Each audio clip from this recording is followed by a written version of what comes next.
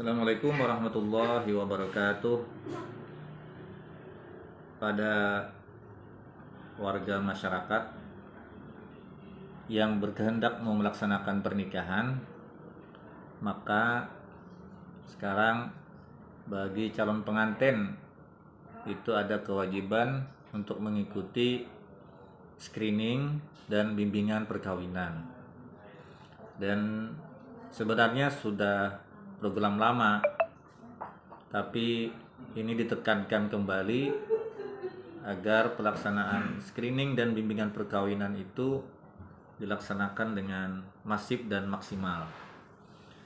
Nah, screening itu apa? Screening itu pemeriksaan. Jadi setiap calon pengantin itu dilakukan pemeriksaan administrasi dan pemeriksaan personality. Jadi antara berkasnya dan yang bersangkutan, maka wajib dia menghadap kepada pemeriksa. Dalam hal ini bisa penghulu, bisa kepala kantor urusan agama yang utama, bisa juga mereka yang tergabung dalam BP4, atau bisa juga tim dari penyuluh agama, baik itu penyuluh agama pemerintah dalam hal ini PNS maupun juga yang P3K dan atau honorer. Nah, pemeriksaan itu dilakukan utamanya adalah untuk mencocokkan berkas administrasi, terutama tentang status. Demikian juga personalitinya, orangnya, bahwa diyakini bahwa yang daftar dan yang akan nikah ini adalah orangnya. Karena dihindari jangan sampai yang daftar lain, yang akan nikah lain. Kemudian banyak hal yang diperiksa di situ, diantaranya nama, kemudian status, nama orang tua, kemudian alamat, kemudian rencana nikah, penentuan jadwal nikah, kemudian juga untuk kepastian bahwa walinya apakah wali nasab, dan kalau wali nasab siapa, kemudian apakah wali hakim, dan kalau wali hakim sebabnya apa. Nah, di situ ditentukan dalam pemeriksaan. Lalu bimbingan perkawinan, binwin, sebutannya binwin, bimbingan perkawinan. Bimbingan perkawinan itu adalah arahan atau penasihatan atau pembelajaran, pemberian materi dari narasumber yang biasanya kalau dari kantor urusan agama itu tentang manajemen rumah tangga berbasis agama, kemudian juga manajemen konflik, kemudian dari PLKB itu bisa cegah stunting, kemudian bisa program perencanaan keluarga atau kehamilan.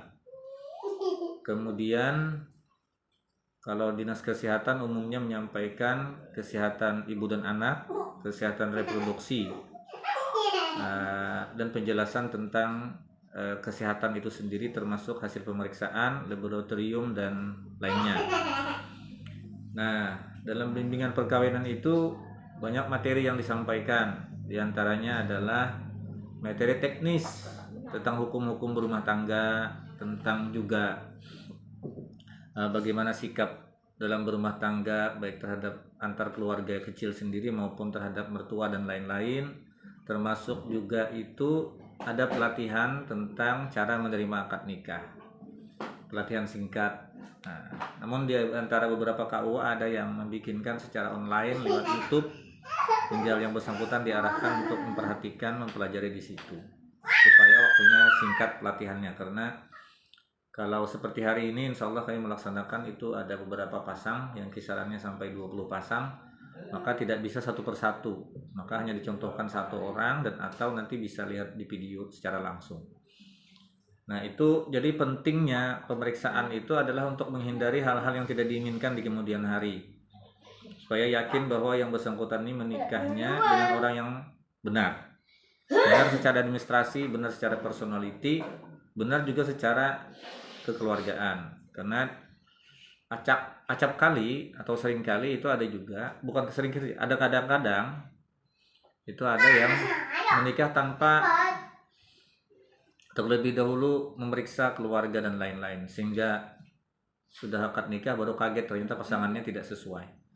Nah, kemudian kalau bimbingan perkawinan itu agar orientasi dalam berumah tangga itu jelas, jadi diarahkan. Dan ini alhamdulillah dari sekian laporan masyarakat itu sangat bangga dengan adanya bimbingan perkawinan itu, maka mereka paling tidak ada bekal utama dalam menata kehidupan berumah tangga. Artinya punya modal. Tidak hanya berdasarkan pengalaman yang mereka lihat waktu orang tua, waktu keluarganya berumah tangga, tapi ada teori yang disampaikan supaya menjadi kemudi atau pedoman dalam berumah tangga itu sendiri.